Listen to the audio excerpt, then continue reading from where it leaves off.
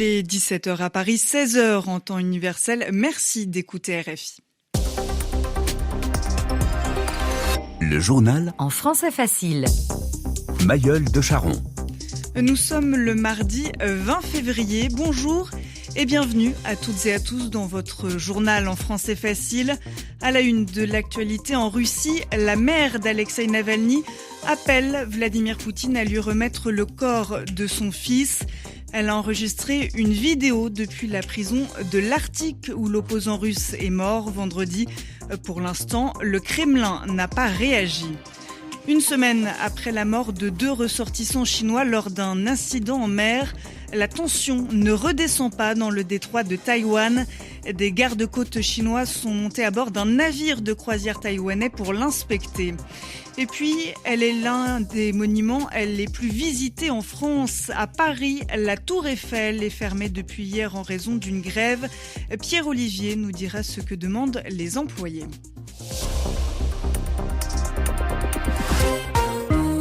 Où est le corps d'Alexeï Navalny ? Depuis la mort en détention en prison vendredi dernier de l'opposant russe, ni sa mère ni ses avocats n'ont pu voir sa dépouille, son cadavre. Selon l'équipe d'Alexeï Navalny, les enquêteurs russes affirment qu'ils ne rendraient pas son corps avant au moins 14 jours. Le temps, disent-ils, de mener une expertise. Sa mère a décidé de le réclamer directement au chef de l'État russe, Vladimir Poutine. Les précisions d'Anissa El-Jabri. Sur Telegram, X ou YouTube, en une poignée de secondes, la vidéo a été publiée sur les réseaux sociaux. On y voit, face à l'image, une silhouette vêtue de noir, lunettes de soleil sur les yeux, visage de marbre, la mère d'Alexeï Navalny, debout dans la neige de l'Arctique russe. Derrière elle, des fils de fer barbelés. Derrière moi se trouve la colonie IK-3, loup polaire, où mon fils Alexeï Navalny est décédé le 16 février.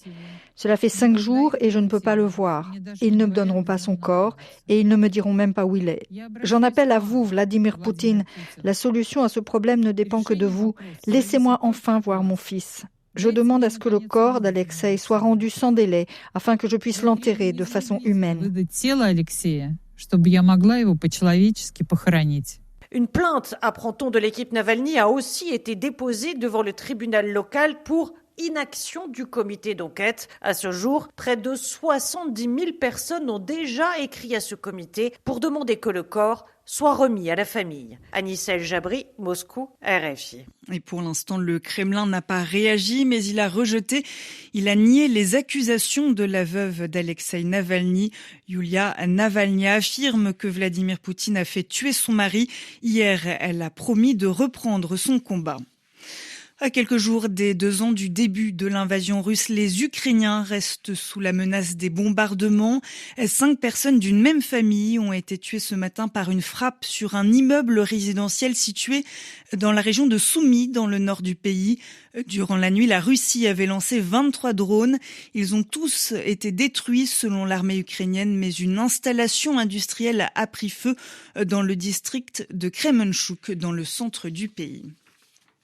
Au Proche-Orient, le programme alimentaire mondial, le PAM, suspend de nouveau ses livraisons d'aide dans le nord de la bande de Gaza ravagée par la guerre. La raison, ces camions ont été pillés ou visés par des tirs dans un contexte de chaos total. C'est ce qu'écrit l'agence de l'ONU dans un communiqué. Le PAM précise que cette décision n'a pas été prise à la légère, elle a été réfléchie.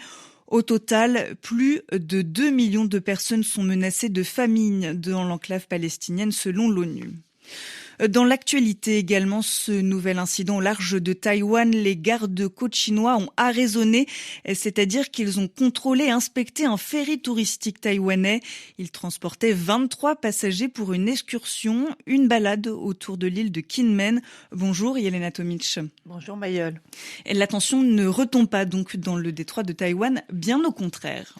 En effet, la Chine intensifie, renforce ses patrouilles aériennes et maritimes. 24 avions de guerre chinois ont été détectés ces dernières 24 heures autour de l'île et lundi, des officiers chinois sont même montés à bord d'un bateau de croisière taïwanais pour contrôler l'itinéraire, le trajet donc, vérifier le certificat du bateau, les licences du capitaine et des 11 membres d'équipage avant de laisser le ferry reprendre sa route. Et Yelena, ces démonstrations de force font suite à un incident naval mortel il y a près d'une semaine. Et oui, l'incident s'est produit près de Kinmen. C'est une île administrée par Taipei, mais située à seulement quelques kilomètres de la Chine continentale. Après une course-poursuite entre des gardes-côtes taïwanais et une vedette chinoise qui naviguait dans une zone interdite, le bateau a chaviré, s'est renversé et 2 pêcheurs chinois se sont noyés, provoquant l'ire de Pékin. Taïwan a appelé aujourd'hui la Chine à être rationnelle et à coopérer pour assurer la sécurité des eaux maritimes de Kinmen et Xiamen. Et pour éviter une aggravation du conflit, Taipei a précisé que la surveillance de ces zones maritimes continuerait à être assurée par les gardes-côtes et que l'armée ne s'impliquerait pas davantage. Merci Yelena Tomic. Au Royaume-Uni, la justice britannique doit déterminer aujourd'hui et demain si Julian Assange peut faire appel de son extradition vers les États-Unis, c'est-à-dire s'il peut contester son transfèrement vers le pays.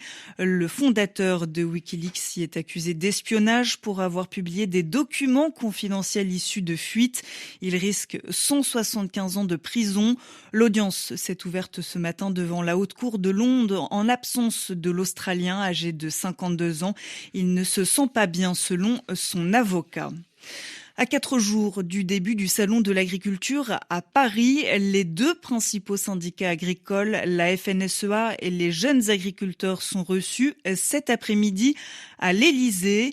Ils attendent des décisions claires d'Emmanuel Macron, un mois après le début d'une longue vague de manifestations. Ce matin, une vingtaine d'agriculteurs ont mené des opérations dans les supermarchés du Pas-de-Calais. Ils ont vérifié les lieux de production des produits alimentaires et ils ont alerté les clients sur ceux provenant de l'étranger. À Paris, les touristes ont de nouveau trouvé porte close ce mardi. Depuis 24 heures maintenant, les agents, les employés de la Tour Eiffel sont en grève reconductible, c'est-à-dire qu'elle peut être renouvelée. En pleine vacances scolaires, la Dame de Fer est donc fermée au public. Bonjour Pierre-Olivier. Bonjour Mayol, bonjour à tous. Ce qu'il y a d'étonnant, Pierre, c'est que les salariés ne font pas grève pour être mieux payés. Et non, alors que c'est d'habitude l'objet principal d'une grève, mais pas dans le cas des employés de la Tour Eiffel. En fait, ils protestent contre la redevance imposée par la mairie de Paris. La redevance, c'est en fait une taxe que doit verser à la ville la société qui exploite la Tour Eiffel et dont la mairie de Paris est d'ailleurs l'actionnaire principal. Alors pourquoi cette taxe pose problème ? Eh bien, car elle a été multipliée par 3 en moins de 2 ans, passant de 16 millions d'euros par an à 50 millions. C'est pour vous donner une idée, la moitié du chiffre d'affaires de l'argent que gagne tous les ans la Tour Eiffel. Le problème, c'est que depuis le Covid, le monument payant le plus visité au monde, la Tour Eiffel connaît des difficultés financières dont elle ne s'est pas encore remise. Et le fait de devoir verser 50 millions d'euros à la ville de Paris empêche notamment de faire certains travaux sur le bâtiment, des travaux pourtant essentiels car selon plusieurs syndicats, il y aurait des traces de rouille à plusieurs endroits sur le fer. La mairie de Paris, elle, table sur une hausse de la fréquentation de la Tour Eiffel pendant les Jeux Olympiques pour justifier cette hausse de la redevance. Et est-ce que cette grève pourrait se prolonger ? Alors, c'est possible car tant qu'un accord, une solution ne sera pas trouvée avec la mairie de Paris, les employés refusent d'arrêter le mouvement, même s'ils sont conscients de la gêne que cela crée pour les touristes du monde entier. Ils estiment qu'il en va de l'avenir de celle que l'on nomme la Dame de Fer, vous l'avez dit, et que cela, justifie garantit quelques jours de grève, Mayol. Merci. Les précisions de Pierre-Olivier pour RFI où il est bientôt 17h10 à Paris. C'est la fin de ce journal en français facile. Merci de l'avoir suivi à tout moment. Vous pouvez le retrouver sur internet françaisfacile.rfi.fr mais aussi sur l'appli RFI Pure Radio.